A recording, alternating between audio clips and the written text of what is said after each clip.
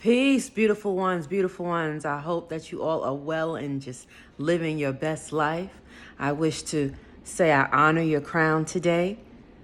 May the divine continue to bless you with where you are and just flow you where you're destined to be.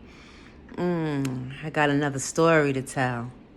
I have a question to ask you, beautiful ones. What kind of life did you have growing up? How was your life growing up? Was it difficult? Was it hard? And I'm mainly speaking to the females, the women of the family, the strong ones, the warriors. Because I grew up in a household where all the boys were protected. All their secrets were protected. They were always protected for some reason. Even if they did wrong, they were protected. But the girls, we were judged, we were ridiculed, we were talked about and gossiped about. We were sometimes taken advantage of. And to me, that is sad, And I received it on both ends, where the boys always was protected. The boys stayed under the roof longer. Some of the boys in our family are still living with their mothers, and they're grown, and I mean all the way grown. And there's no judgment. It's just what it is. But the girls, the strong ones, the ones who are strong, the ones who they truly, truly need, the girls, we were cast out. We were forced to make it on our own. We were forced to figure it out on our own. We were forced to go through a lot of things on our own, And when we went through things and we went through problems or trials or, me per se, I'll use my story, when I was almost killed or when I was beat down in the street or, dragged to beyond recognition, there was no one there to say, hey, come on home. There was no one there to say, hey, I got your back. You're safe now because we got you. Nah, it was nobody saying that. But there were outsiders saying that to me. I stayed in beautiful places. There was this place, I'll never forget it, called the Bethany House. It was in Baldwin, New York. They were so beautiful to me, and this specific nun, she knew that I was doing the best for my children. I had an amazing daycare family, Ajane Learning Center and Rockville Center. They were awesome and amazing. They were a gift to me. They helped out many times when I needed them. There were times when they knew I was working 4 days straight, 16-hour shifts one day, And I had a beautiful angel. I'll never forget her, Miss Betty. She was like, while you work, I will hold on to your daughter for you. You focus on your work, and we have you covered. That to me was beautiful. I never forget all the beautiful people I had. I had one friend whose mother, she was beautiful to me. She helped me and my children.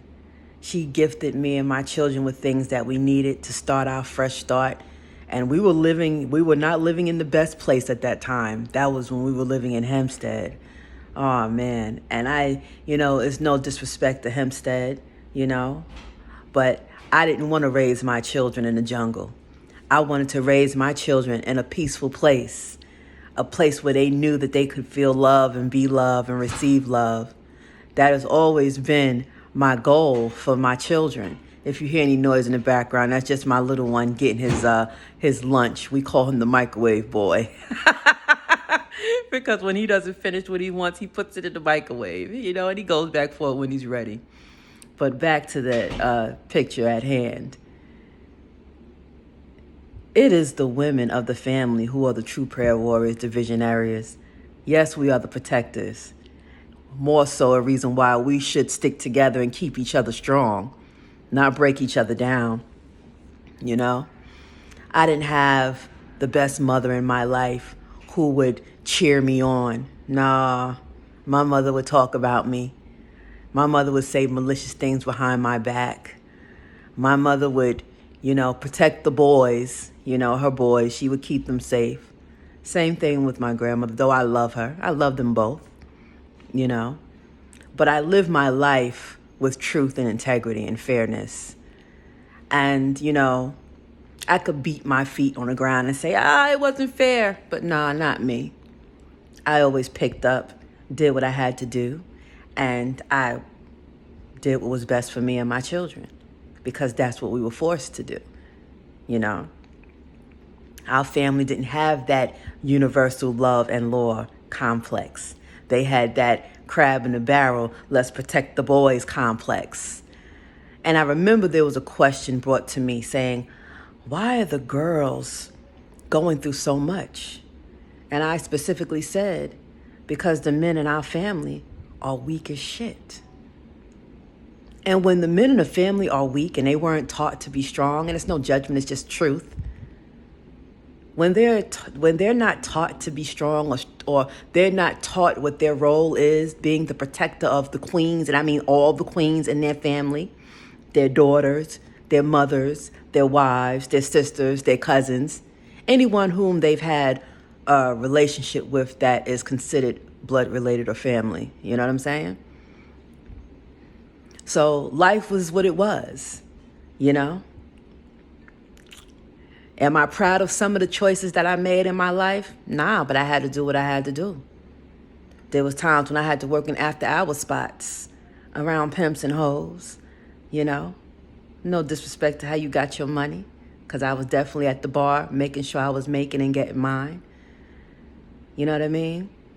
But it was a part of my life journey, my process, just to show you that I ain't no saint and I ain't striving to be. I am just striving to be the best me that I am here to be, Now, however my light shines out the way it's supposed to, it's what it is. But I just wanted to touch that topic with y'all and just see how you grew up. Because how you grew up and the environment that you were placed in has a lot to do with who you are now. You can choose to stay and be exactly who you've always been, or you can choose to tweak who you are and realize that shit was crazy. But it built you, because I tell you, my life built me. It kept me strong. It kept me in a position to never give up on myself, Even when I was striving to pursue my dreams, being a mom, But then I realized my biggest dream is already etched on my heart. You see that? My children. I had already planted seeds in their hearts from day one. And all we can do is hope for the best. All we can do is pray for our children, But we must keep the girls in our family strong. We must speak life into them just as much as we strive to speak it into our sons. There needs to be a balance. Because real talk, we are the ones that make shit happen. You feel me? An unhealthy male will manipulate a woman for what he wants. But a healthy male will see his worth and his match and say, oh yeah, we're going to get this together. You feel me? It's a big difference once you level up that heart and that mindset. Just a few jewels to throw at you today through my storytelling. And I hope that my stories inspire you. And if they do, feel free to check my bio on the gram at The Love Injection, DALUV Injection, INJECTION. And hit that link in my bio and hop aboard Sugslovespace, Love Train. Because 2021 ain't looked no greater than what it is right now, but it's going to be a better year for us all, and I'm hoping. So it's time to clear out what no longer serves, clear out the old, welcome in the new, and just strive to be the best you that you can be while remaining the boss that you are and sipping your tea. Give truth when it is needed. Speak truth when it is needed. Because when you don't speak truth, and this is real talk, nobody gets a chance to grow. So let that sink in. Have an amazing, amazing, awesome, love-filled, kick-ass beautiful, beautiful ride on your wave. Peace.